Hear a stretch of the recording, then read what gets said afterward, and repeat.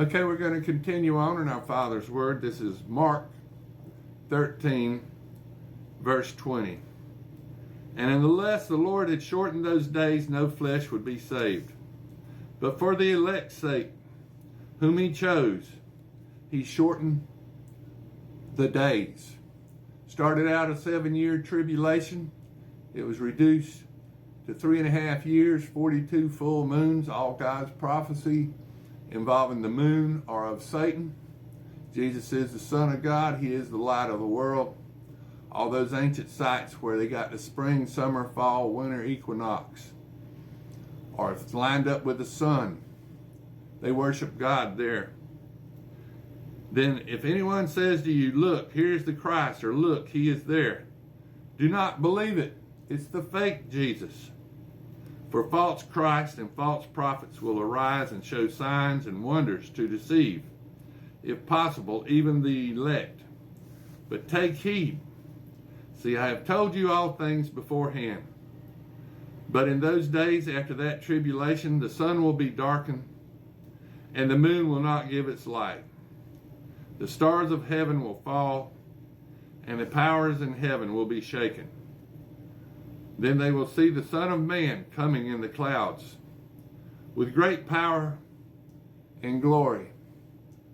He's not going to be a babe wrapped in swaddling clothes this time. He's coming in power and in might with 10,000 warrior angels. And all flesh will be removed from the earth.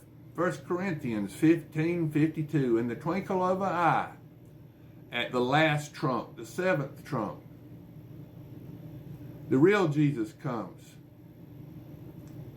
And he'll be looking for spiritual virgins, all those that haven't bowed a knee to the Antichrist, the fake Jesus. And then he will send his angels and gather together his elect from the four winds, from the farthest part of the earth to the farthest part of heaven. Now learn this parable from the fig tree. When its branch has already become tender and put forth leaves, you know that summer is near. So you also, when you see these things happening, know that it is near at the doors. Assuredly I say to you, this generation will by no means pass away till all these things take place. The fig tree generation started in 1948 when Israel became a nation once again. They were given by the British Israel, and all after the World War II, when all the Jewish people, 6 million Jews, were exterminated by Hitler, then Israel was controlled by the British, and the British gave Israel back to Israel. And now we're in the final generation of flesh man. Incorruptible, 1 Corinthians 15:52, at the last trump. Incorruptible means spiritual beings. We're all going to be changed back into spiritual beings from corruptible. Corruptible means flesh. All flesh will be removed from the earth, and we'll all be changed into live forever spiritual beings. And it's your choice to either love God or follow Satan to that lake of fire. It's all up to you. Your free will, your spiritual body, that 25-year-old spiritual body that's inside of you. You'll all be changed, incorruptible. But of that day and hour no one knows, not even the angels in heaven, nor the Son, but only the Father. Only God knows the time and the date. Revelation 12, verse 6. God's going to tell Michael to cast Satan, 7,000 fallen angels, 10 kings, Antichrist, Satan, and the false prophet will all be cast out of heaven. Revelation 12, verse 6, by Michael and his angels. Take heed and watch and pray, for you not know when the time is. It is like a man going to a far country who left his house and gave authority to his servants, and to each his work, and commanded the doorkeeper to keep watch.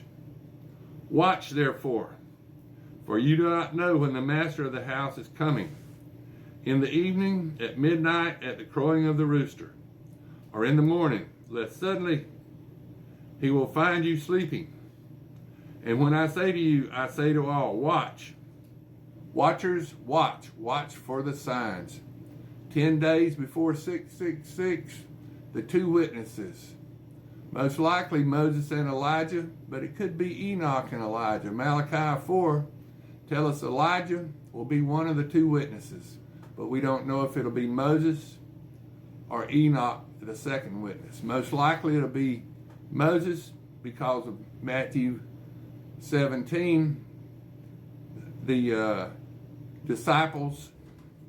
Jesus took 3 of his disciples up to Mount Moriah, and he was transfigured before them along with Moses and Elijah. So that's why I think Moses, he represents the law, and Elijah represents the prophets.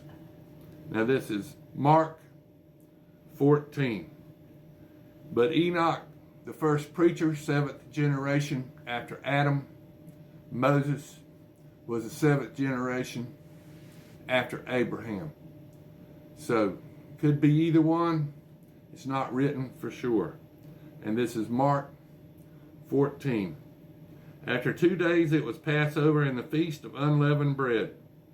And the chief priests and scribes sought how they might take him by trickery and put him to death.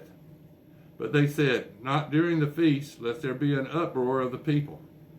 And being at Bethany, at the house of Simon the leper, as he sat at the table, a woman came having an alabaster flask of very costly oil of spikenard. And then she broke the flask and poured it on his head. But there were some who were indignant among themselves and said, why is this fragrant oil wasted? For it might have been sold for more than 300 denarii and given to the poor. And they criticized her sharply. But Jesus said, let her alone. Why do you trouble her? She has done a good work for me. For you will have the poor with you always, and whenever you wish, you may do them good. But me you do not have always. She has done what she could. She has come beforehand to anoint my body for burial.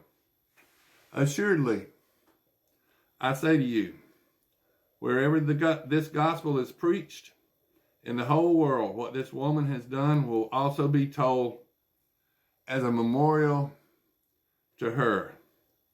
Then Judas Iscariot, one of the 12, went to the chief priests to betray him to them. And when they heard it, they were glad and were promised to give him money. So he sought how he might conveniently betray him. 30 pieces of silver, the price of a slave back during Jesus' time. 30 pieces of silver. And Judas carried the bag. He was the banker for the 12. Now on the first day of unleavened bread, when they killed the Passover lamb, his disciples said to him, where do you want us to go and prepare, that you may eat the Passover? And he sent out 2 of his disciples and said to them, go into the city, and a man will meet you carrying a pitcher of water. Follow him.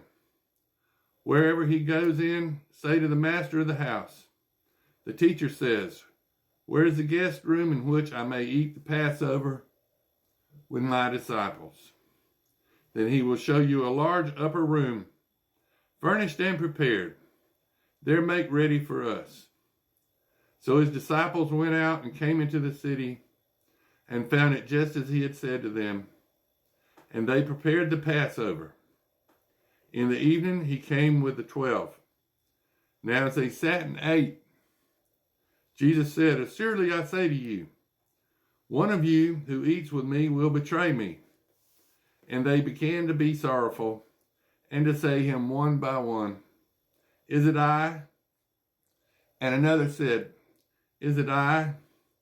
And he answered to them and said to them, it is one of the 12 who dips with me